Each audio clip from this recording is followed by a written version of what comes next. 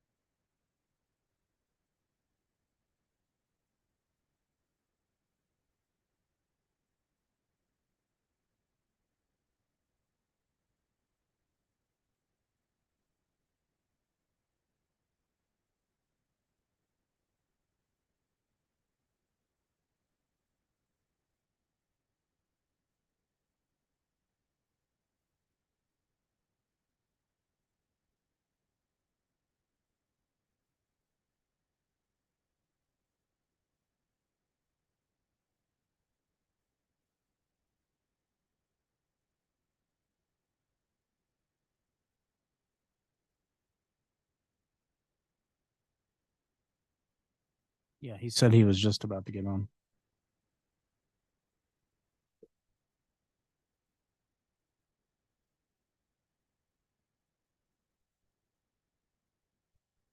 All right. Good morning, everybody.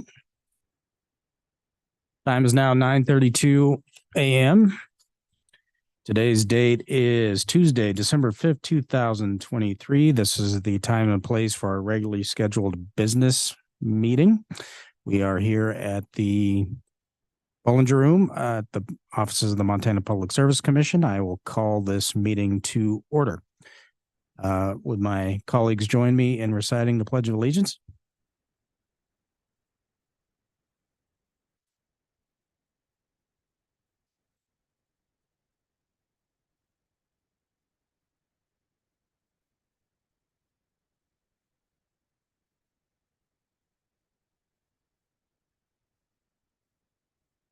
All right. Thank you, colleagues. All right. I would note for the record that myself and Commissioner Bukacek are present in the Bollinger Room. Vice President Fielder is participating virtually. It looks like Commissioner Pinocci has joined us. Commissioner Pinocci, can you hear us?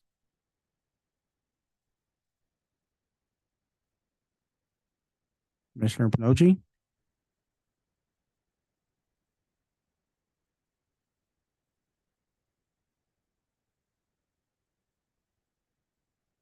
All right.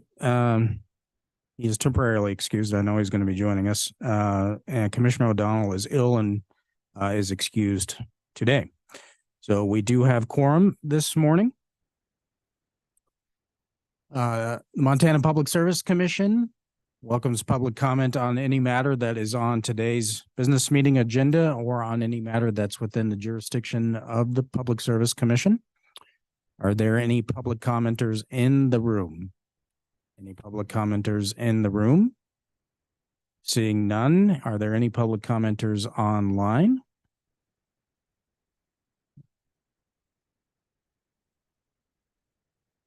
I'm told there are no public commenters online, so no public comment this morning. We do have one change to the agenda this morning. We are going to defer work session item number 4, which is docket 2022.07.073. This is the KELP QF petition. We will be deferring that until next Tuesday.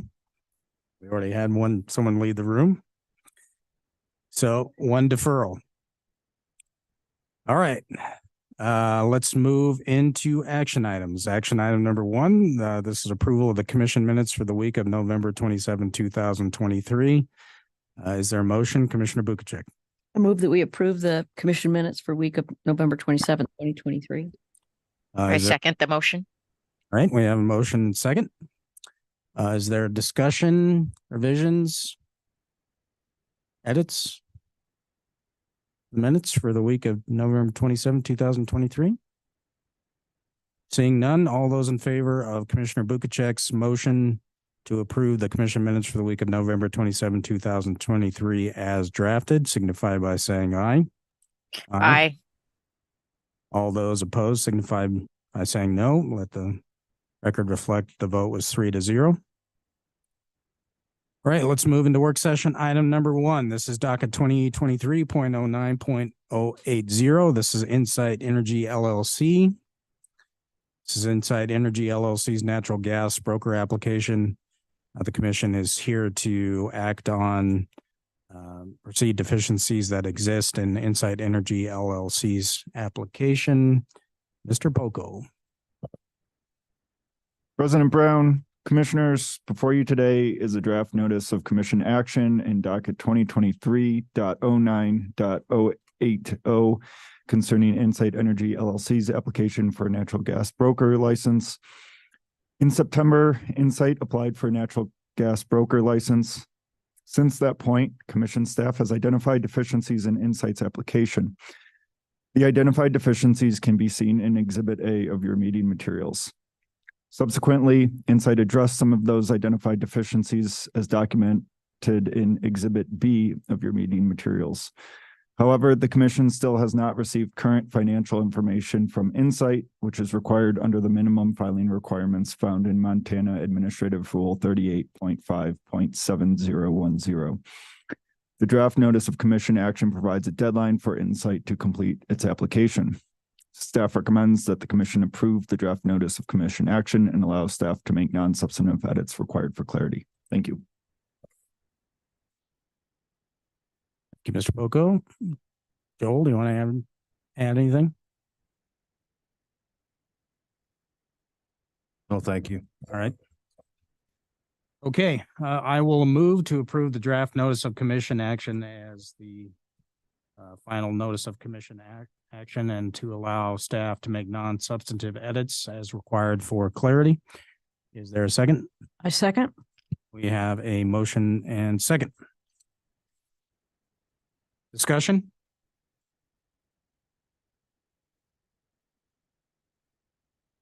All right, one clarifying question, Mr. Poco.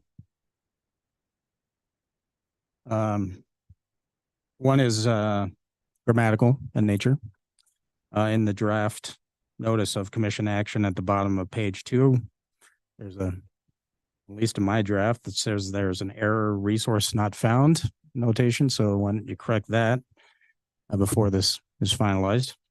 Second, on a substantive level, just to clarify for public consumption, if we issue this notice of commission action, we are giving Insight until January 16, 2024 to correct the deficiencies that we found, correct? President Brown, that is correct. So if we issue this order, we are not deeming Insight's application incomplete as a matter of law at this point. What we're doing is basically informing Insight that they have some deficiencies to correct. President Brown, that is correct. Okay. Additional discussion? Additional discussion? Seeing none, all those in favor of my motion signify by saying aye. Aye. All those opposed signify by saying no. Seeing no opposition, motion carries 3-0. Thank you, Mr. Poco. All right, let's move to work session item number 2. This is docket 2023.03.024. This is Flathead Utility Company. This is Flathead Utility Company's operating ratio methodology or ORM rate case. Commission is here to consider FLT's request to, 1, increase the metered results for the Country Estates and Hilltop Terrace water systems. to establish flat rate for the Ashley Trail water system. Mr. Fink? Good morning, President and Commissioners. On April 11th, 2023, Flathead Utility Company filed an amended application based on the Commission's operating ratio methodology for rates and charges of service near Kalispell, Montana. The Montana Consumer Council intervened in this matter, and both the MCC and Commission engaged in discovery. Neither party requested additional process.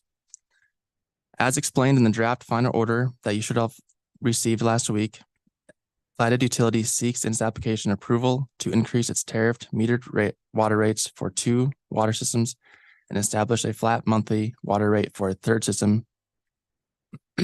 More specifically, Flathead Utility requests the Commission authorize rate increases of 17% for its Country Estates metered water system and 12% for its Hilltop Terrace metered water system.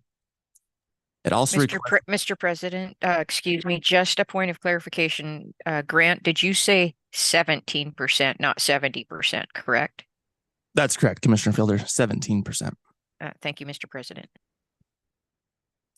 It also requests the Commission to authorize the establishment of a $60 per month flat rate for Flathead Utility's Ashley Trail water system. Also, in conjunction with this application, Flathead Utility seeks 2 waivers. The first waiver is a waiver of Administrative Rule of Montana 38.5.2527, numerical 4, letter P. That rule requires FLT to include in its application information regarding the utility's financial capacity that was provided to the Montana Department of Environmental Quality as part of that agency's public water system review process. Staff finds this waiver request reasonable. The second waiver sought is a waiver of the requirement in ARM 38.5.2529, numerical 1, that limits establishing rates using the ORM to systems that have been operating under Commission-approved tariff rates for at least 3 years. FLT is only seeking this waiver for the Ashley Trail water system. Staff also finds this waiver reasonable. In summary, staff recommends approving Flathead Utility's application, and Laura and myself are available for any questions you may have. Thank you. Ms. Fahowski, anything to add?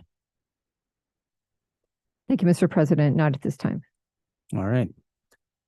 Is there a motion? Commissioner Bukacek? I move that we approve the requested rate increases for County Estates and Hilltop Terrace water system and establish the requested flat rate for the Ashley Trail water system. Point of clarification, does your motion encompass the waivers that have been requested? Yes, sir. All right. Is there a second? I'll second. Okay. We have a motion second. Discussion? I have a question, Mr. President. Yes, Fielder.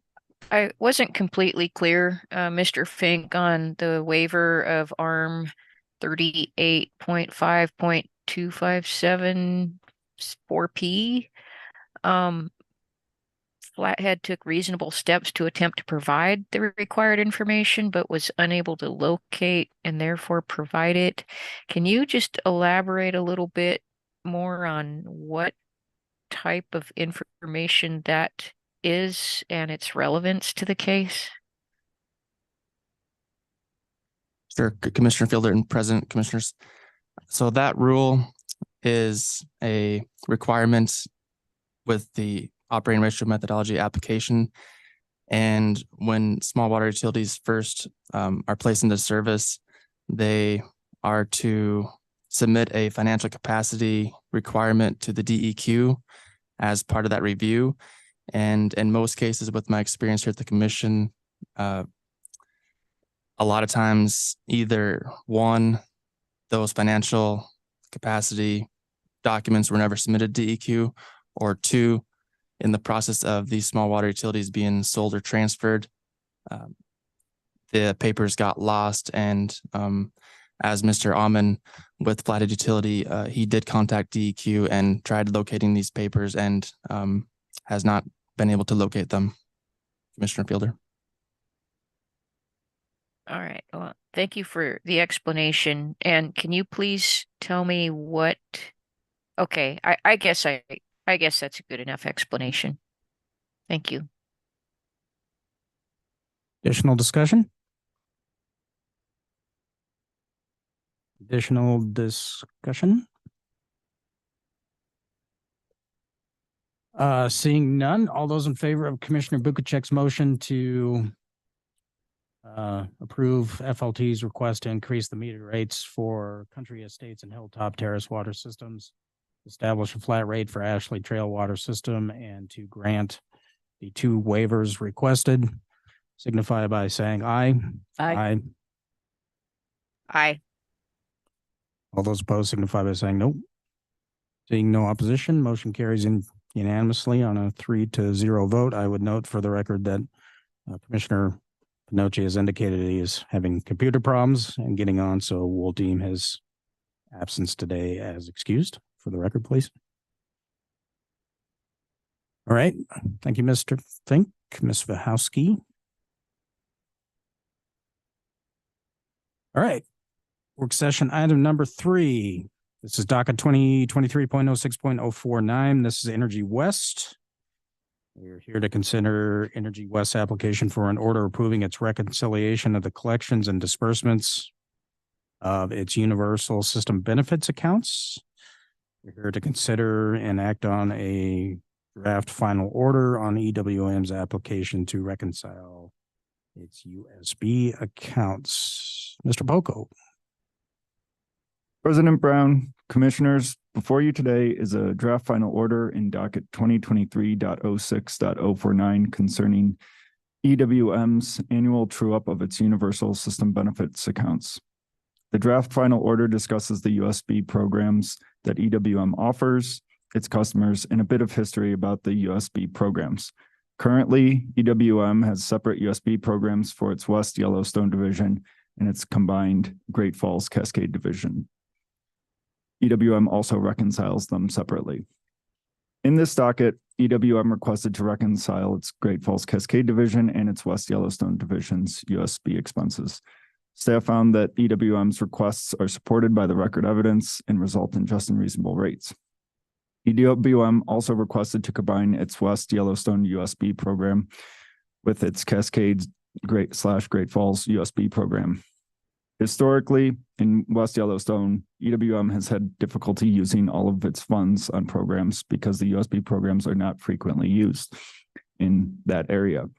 As described in paragraphs 10 and 11 of the draft final order, the combination of EWM's USB programs will result in lower ongoing USB rates for all EWM's customers. Will also allow for EWM to offer more USB programs to its West Yellowstone customers, including the no-interest loan program. Commission staff found that EWM's request to combine its USB programs will result in just and reasonable rates. Well, the total effect of the USB true-up in EWM service areas results in an increase in this docket that only occurs because of an undercollection that occurred in its Great Falls Cascade division during the tracker period and an over refund that occurred in its West Yellowstone division. EWM proposed to recover the over refunded and undercollected balances over a 4-month period ending March 31st, 2024, or until fully amortized. Commission staff found that reasonable. At that point, EWM would collect the decreased combined USB rate. Finally, as a matter of clarity, I will point out that the current draft order before you contemplates an effective date of December 1st, 2023.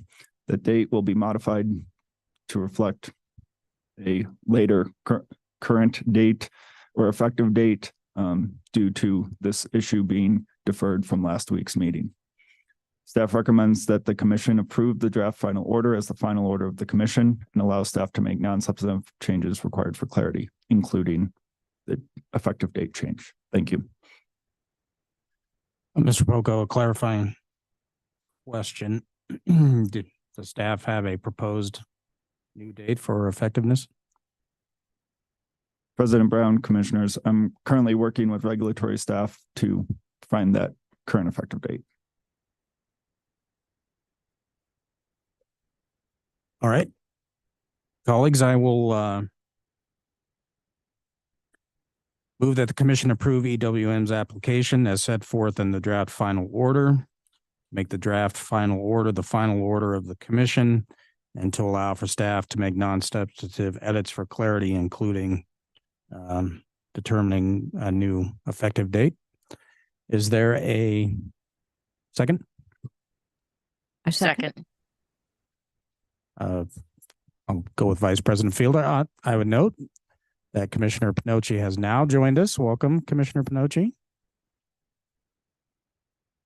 So please let the record reflect that Commissioner Pinocci is here for this matter, please. We have a motion and a second. Discussion? Questions? One question for you, Mr. Poco. My own understanding, public understanding, I think. So on paragraph 26 of the draft order,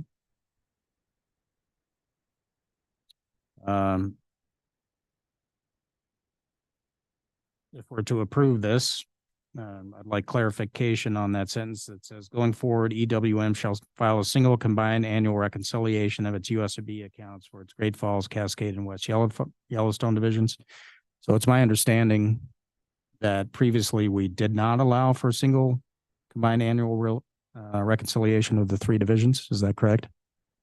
Correct. Historically, there were three separate divisions. As I mentioned, the Great Falls and Cascade division has been combined. So then there remained two separate reconciliations, which you still see in this docket, that they're reconciling those divisions separately. Paragraph 26 of the draft order before you does state that it will now be approving one combined reconciliation. And what was the historical reason that I wouldn't say didn't allow for, but what was the historic reason for having them file as two separate divisions? President Brown, commissioners, from my understanding, the historical reason was to make sure that the funds were being spent in West Yellowstone for West Yellowstone customers. However, as I did mention, by changing and combining the programs, EWM will be able to offer new programs to its West Yellowstone customers, which they might be able to take more advantage of than the current program offerings. So it's my understanding that there's nothing statutorily that required the split in the divisions, if you will.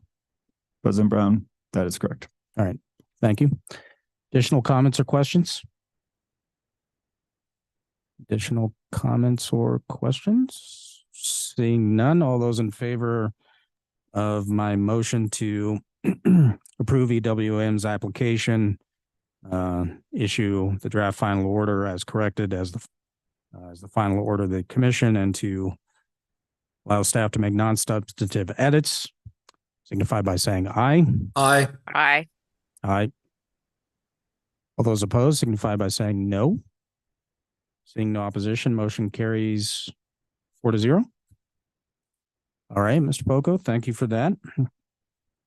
As noted, we did defer work session item number 4, which is docket 2022.07.073. This is the Kelp QF petition matter. We will take that up next Tuesday at the regularly scheduled business meeting time. Work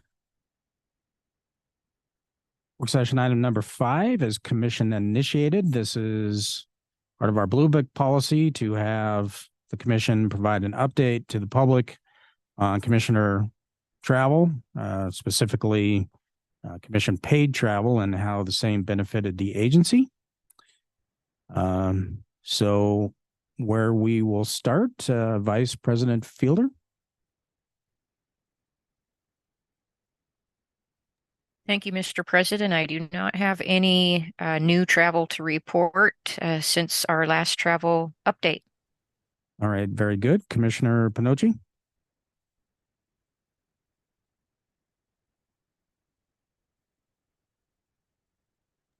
Commissioner Can you hear me all right? Yes, go ahead, please. Okay, so we went to Palm Springs to a NARUC event, and they talked about how the grid needs to increase its capacity to 400% in the next couple of years to meet the demands of electric vehicles and the expanding construction across the United States. 400% sounds incorrect to me, but that's what they claimed. So one of the benefits to having the high performance conductor or an advanced power line is we can double the capacity with the same size line.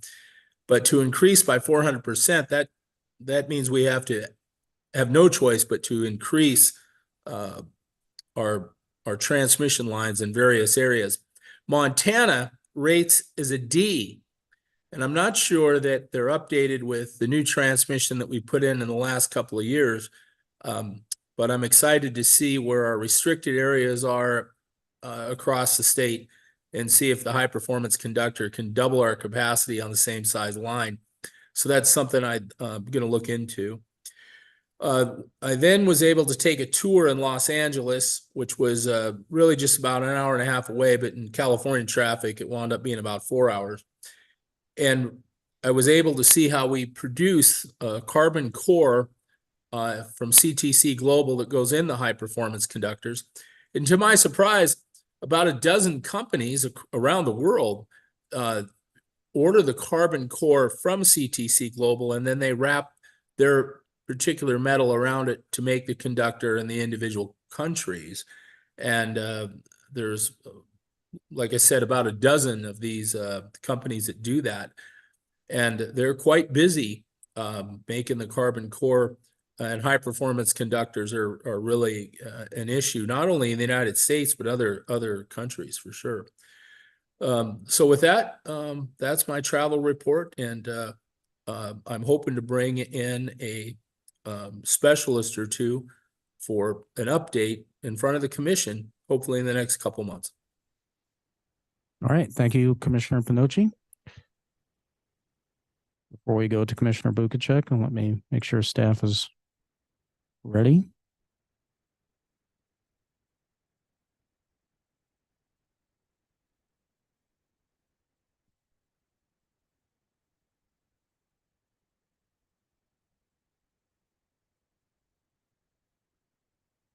We need to take 3 minutes.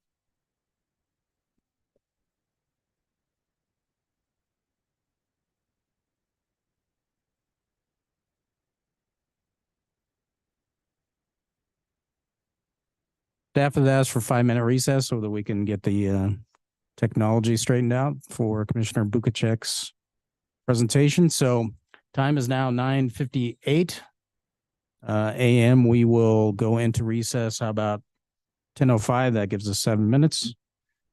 We will go off the record at this point.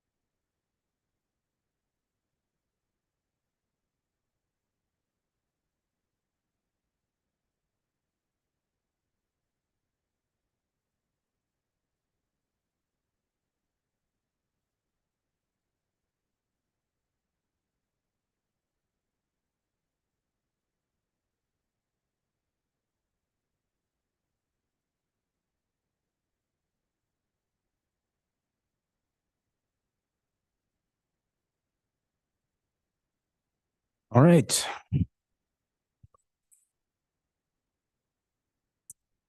Time is now 10:04 a.m. We are 1 minute early, but I'm told that we are ready to go with our technological setup. So we'll go back on the record for our business meeting. Where we had left off is that Commissioner Panochi had just provided his travel report, and Commissioner Bukacek is now on the clock. Commissioner Bukacek. I appreciate this opportunity, Mr. President, to give this very brief report. I was honored to be invited as a panelist to this conference. I learned a lot and met a lot of really great people. I think I got 25 cards from people. So I plan on being in contact with them. Because I was a panelist, there was no registration fee. The total cost of this trip was $869.22. So these are considered the Mountain West states, unique to the West compared to the rest of the country, a lot of space. Population tends to be spread out, creating a great need for more transmission lines and integration, more sophisticated integration, including transmission lines over mountains.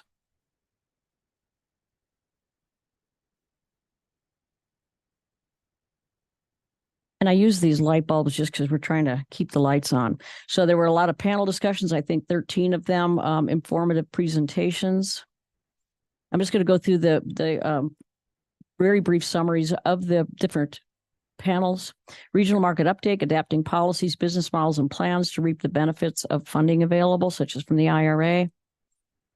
Impacts of the IRA on Mountain West energy markets, outlook for what the clean energy future will look like in the Mountain West as the IRA's benefits take effect, and other government programs as well. Managing interconnection and transmission challenges, modernizing the grid, extending day-ahead markets, energy imbalance market, regional transmission organizations. All those were discussed.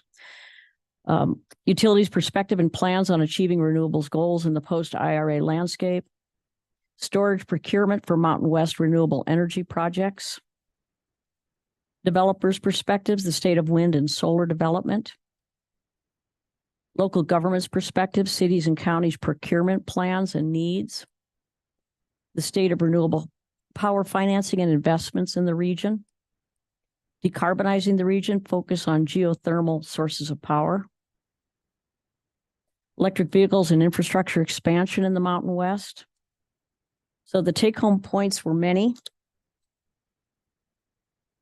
One is, and many panelists talked about this in percentage, there's no substitute for face-to-face interactions. As we build up regionalization, really important that we build trust for the purpose of collaboration and cooperation.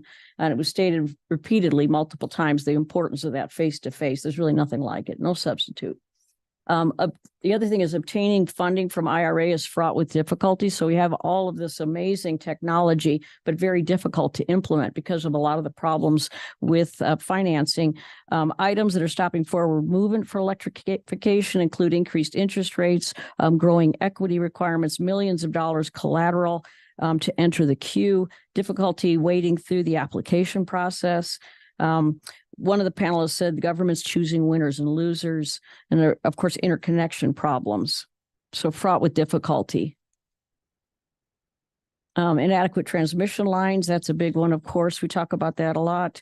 It takes, one estimate was 15 years on average to get a transmission line permit. And they talked about the different percentages of federal in all these states of how much of the land in those states is owned by the federal government. In Utah, 66%, Nevada, 88%, Idaho, 62%, Wyoming, 47%, Montana fared better. Ours is only 29% federal lands. So, and the other thing talked about was we don't have enough copper and aluminum for these transmission lines that are needed. I think one thing people don't think about is that with these large solar and wind farms, that they're usually out in the country, and we need more transmission lines to get it into the folks in the city. And according to one panelist, the IRA did not provide much money for interconnection and transmission. So supply chain problems, this is my big passion here, concern about that, for the needed minerals, inverters, semiconductors, transmission lines, these are all required for electrification. Inverters are what is used to change from direct current to alternating current, which is necessary to get solar, wind, and the lithium batteries to make our different household items work. Transmission lines we talked about. The IRA apparently pays an additional 10% for domestic supplies of these minerals, but for various reasons, domestic supply only represents 13 to 15% for solar and wind energy. There was a couple of this is close to quotes. There was one gentleman that was saying that he was very excited because lithium cell prices were low, but then he said a couple sentences later, but we can't get the cells. So the prices are low, but we can't get a hold of them. And another panelist said that there was one reputable inverter supplier. He was the best. It was less than 35 weeks out to get that inverter. So most of them were for over a year just to get those inverters that are absolutely essential to make electrification work. Another close to quote, Salt Lake City, they're replacing their fleets, kind of one by one with electric cars. Salt Lake City has one of the largest electric bus fleets in the nation, but they can't charge them. That's close to a quote. They can't charge them. This was another one. It's not prudent to shut down reliable sources of energy before we have functioning replacement. This statement is implicit in the lack of minerals needed for the ongoing expansion of renewables. But there were also several panelists who addressed this. Walter Haas, he's the general manager of the Navajo Tribal Utility Authority in Arizona. He talked about the danger of shuttering coal plants before we have adequate replacement. He also talked about plans for developing dry gravel gravity energy storage, which I think is very exciting. This was the panel that I was a member of, Western Grid Integration and Regionalization, one of my passions. Strategy for resource adequacy, regionalization, use of complementary and supplementary energy resources in an integrated, modernized system that maintains the sovereignty of each state involved. This was something that PSC did last December. We held a resource adequacy forum. It was based on PSC docket 2022.09.087 that was initiated by Commissioner O'Donnell. Regionalization of markets was discussed, mainly the RAP that many of these states in the West are involved with. It's a well-developed concept, creating solutions to the problems encountered. I talked a little bit about that in my panel discussion. So the options that were presented to us were Southwest Power Pool and California Independent System Operator, CAL-ISO. And I brought up that there's probably other options. Anyway. So I look at this as a corridor of resource-rich states. Of course, regionalization can be divided up in many, many ways. I really like this particular corridor of resource-rich states because, to my knowledge, none of these states have developed self-destructive or hypocritical energy policies. So this is the other reason is because these states are rich in varied way. Again, complementary and supplementary. If you look at the 12 sunniest states in the United States where solar is going to be optimal, Arizona is number 1, Nevada is number 3, and Utah is number 9. So in the top 9 in that quarter of 6 states that I really would like to focus on, 3 of those are in the top sunniest states. Look at Montana. Montana doesn't fare so well. The sunniest cities in Montana have less sunny days than the least sunny in the top 4 states. In Kalispell, where I live, less than 25% of the time do we have fully sunny days. So solar in Montana, not so great, but we have other things. Hydroelectric, Montana is number 7 in the nation for that. You can see Idaho and Arizona have some significant as well. And this is my own stuff. I didn't get this from the conference. But wind, you could see from this map outlined in green as those 6 states. And Wyoming has quite a bit of wind. Montana, not so much, but some. Idaho, some. But even though wind isn't great in Montana, overall, we do have regions where there's a tremendous amount of wind capacity. So again, supplementary and complementary working together.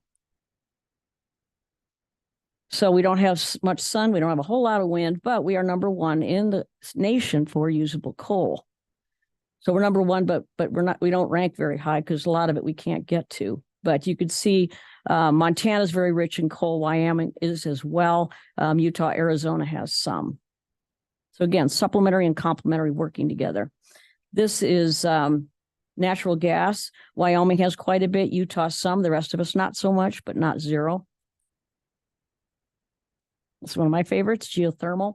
Look at how rich the resources that we have for geothermal. Utah already has utility level geothermal use. And you look at the richness of geothermal in Arizona, Nevada, Utah, Idaho. Montana has a little bit.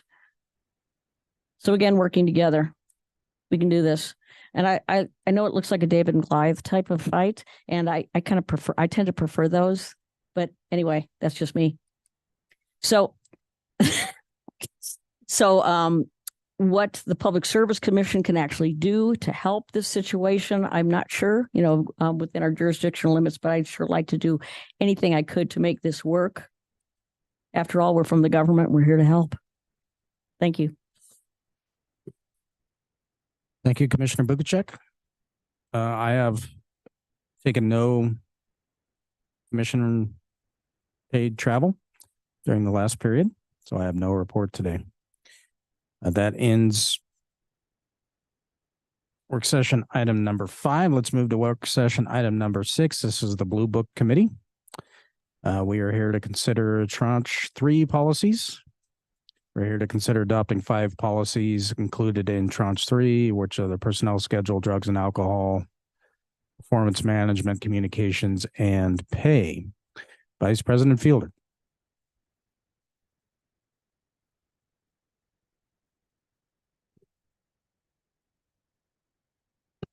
Vice President Fielder. There we go. How's that? Can you hear me All now? right, we can hear you, yes. Okay, thank you. And thank you, Commissioner Bukacek, for that presentation. All right, so we have before us tranche 3 today. This is a tranche that was initially distributed to the Commission on October 31st after extensive work by the Blue Book Committee and our staff with commission involvement, some commissioner involvement as well. As you know, we discussed these policies at length during an informational meeting yesterday afternoon, and what I did was distributed copies of the clean version of these policies to you this morning with the edits and comments removed that were on the working documents. I failed to remove some of the comments, so that's just a typo on my part. It wasn't intentional. Hopefully Patricia's been able to distribute hard copies to commissioners who are present in the Bollinger Room, and then all the other commissioners should have received the email copies. I did have to send the communications one twice because the one that went out in the group email, the group of policies that I sent out this morning was the incorrect version. So you should have a current version of that as well. We do have those, Commissioner Fielder. Thank you. Okay, excellent. All right. So just to summarize a little bit for maybe public consumption to help folks understand what we're doing here. In July of 2021, President Brown established a Blue Book Committee that was comprised of the agency chief legal counsel, our regulatory division administrator, our commission secretary, our internal auditor, who was then with us at the time, is no longer with the agency, Commissioner Pinocci and Commissioner Fielder, and I was designated as the chair of that committee. And we've been working very hard since about August of 2021. It took us a little bit of time to get up and running. And as you know, the commission adopted 2 tranches already. 17 total policies have been adopted and put into effect. And today we have tranche 3. And I expect hopefully the last group of policies to come forward in tranche 4 in the near future. So today we have, as you said, the personnel schedule, the drugs and the personnel schedule, the drugs and alcohol policy, performance management policy, communications policy, and pay policy. And Mr. President, if it's all right with you, I'd like to go ahead and make the motion if you'd like, and then we can have discussion, and I anticipate some amendments to some of the policies, if that would be proper. Vice President Fielder, I do have some amendments to at least 2 of the policies, so why don't you go ahead and move the policies as written, and then I can move to segregate the two policies. Okay. Mr. President, I move adoption of the tranche 3 group of 5 policies that were distributed to the commission this morning to go into immediate effect, supplanting any existing policies of similar nature, and to allow clerical non-substantive edits and compilation along with other adopted policies into the final DPSR Internal Operations and Policy Manual. Is there a second? A second. All right, we have motion and second discussion. Mr. President, I know that we have some amendments that were prepared by staff. I distributed those too. So if you're working from those, I would just note that on the communications policy, the first part of the staff recommended amendment was already addressed and in the distributed copy. So restoring 2.13.7 and renumbering the subsequent sections as needed was performed, and that's in the draft that you have before you. So that communications policy amendment would simply be to add the exception in 4.2 as staff had presented, if that's the direction you want to go with that amendment. Yeah, so to clarify, that's already been encompassed in the draft that's before us. Yeah, the restoring proposed section 2.13.17, that was a edit that we rejected. I rejected as the committee chair. And so that is not, that was an edit proposed by staff that I rejected and is not appearing in the communications policy you have before you today. So 2.137 is essentially restored in the edition that you have before you, but I did not address amending, adding the exception to 4.2 that legal counsel had drafted.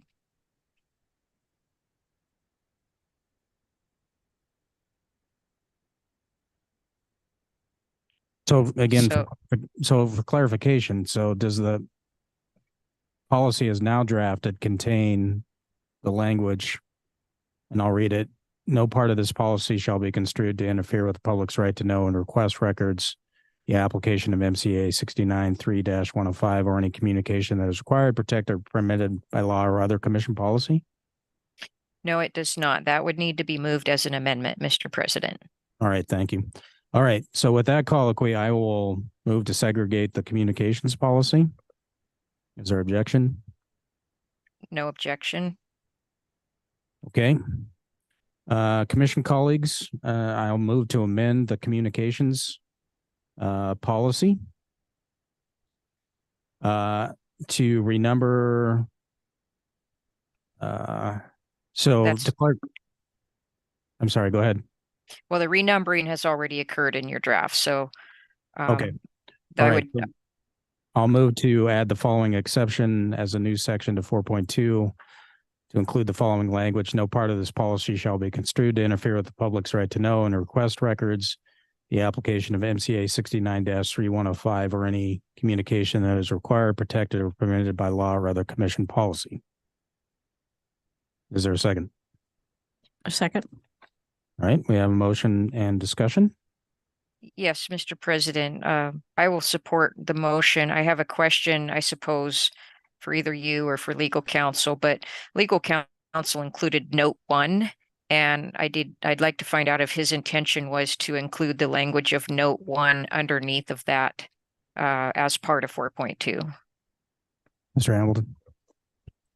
Thank you, Mr. President and Vice President Fielder. No, I don't believe the language of note 1 needs to be included in the policy. That was merely included to indicate to the commission what 69-3-105 is.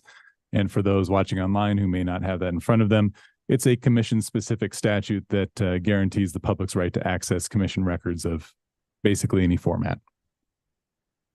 Okay, thank you, Mr. Hamilton. I appreciate that. And with that, I also appreciate the motion that's been proposed. I think this helps to clarify that Obviously, we're attempting to put some standards in place regarding our communications within the agency, but definitely not to interfere with any public right to know laws or record request requirements. All right, additional discussion? So are we right now just discussing communications or everything? We're on the communications That's policy. it. Okay. And I don't know if it matters, but I think personnel is spelled wrong. Is that in the, It's in the memorandum. I don't know if that matters. Yeah. thank you for pointing that out. Additional discussion on this amendment? Seeing none, all those in favor of my amendment to amend the communication policy to add the exception to new section 4.2 signify by saying aye. Aye. Aye. Aye. All those opposed signify by saying no. Seeing no opposition, communication policy is amended by a vote of 4-0. All right. I'll move to segregate the pay policy. Is there objection? No objection. Seeing no objection. All right, we're on the pay policy. Clarification question for you, Vice President Fielder. Were you able to incorporate the 2 recommended changes by legal counsel on these? No, these would need to be introduced as amendments, Mr. President. Okay, colleagues, I'm going to move to amend the pay policy. Namely, I'll have 2 separate amendments. So amendment number 1, I'll move to amend section 2.13 as follows. To include the language, quote, this policy supplements the provisions of the state of Montana's broadband pay policy. In the event of a conflict between this policy and the broadband pay policy, the broadband pay policy shall control, end of quote. Is there a second? I'll second your motion, Mr. President. All right, we have a motion and second. Discussion?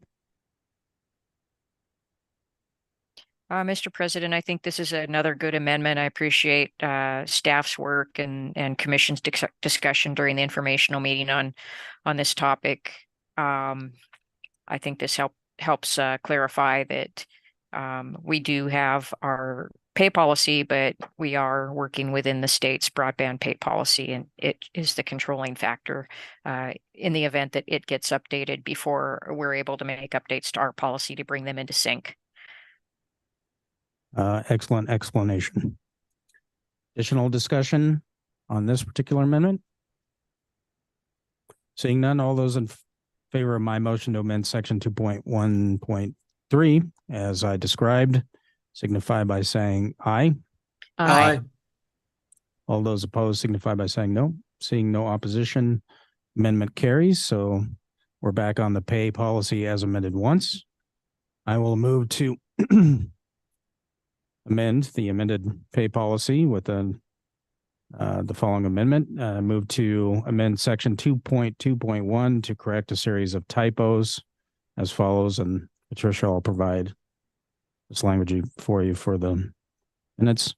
So the new section 2.2.1 would read as follows, quote, the department's pay schedule shall be based on the Department of Administration's market analysis.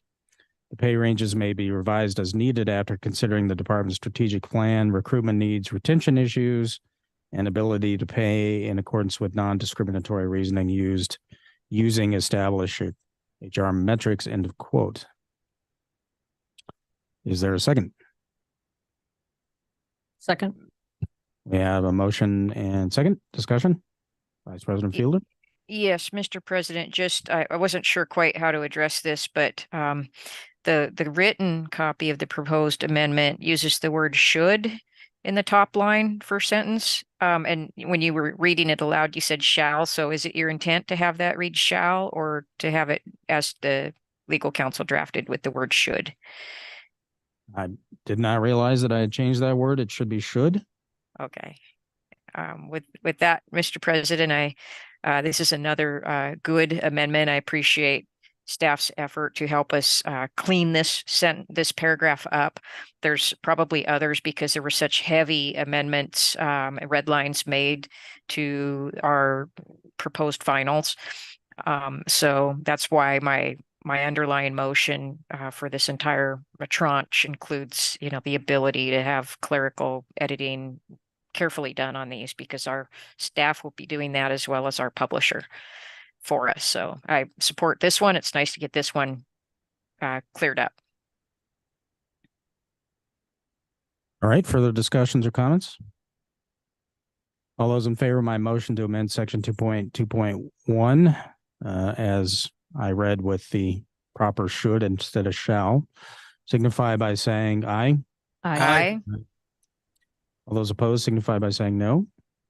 Seeing no opposition, the amendment passes and the pay policy is now twice amended.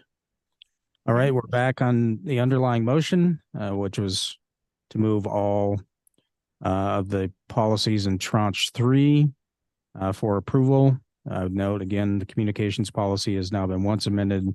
Pay policy has been twice amended. Is there a discussion on the underlying motion to adopt the tranche 3 policies? Mr. President, I would just really like to take a moment to thank the staff and the commissioners that worked so hard on these. I really appreciate the team effort and the level of expertise that has gone into helping to create policies that I think are needed for our department and will help us to understand the parameters around certain operations within the agency much better than we had in the past. So I really appreciate all the effort that's gone into this, all the work and the support of the commission, and would encourage my colleagues to vote yes. All right, thank you, Vice President Fielder. Additional discussion? I would just, yep, Vice. Oh, I was just going to say, I wanted to echo what Vice Check. President Fielder said, and I can't really add much of substance, which is the amount of work that Vice President Fielder and our amazing staff put into that. And the reading that we did before our informational meeting yesterday, all of that took quite a few hours, but that's nothing compared to the amount that was put in by our staff and Vice President Fielder. So I just, you can really get a sense of that when you look at all the red line items and the additions and the addendums. So I'm just extremely grateful for the quality work that was put out.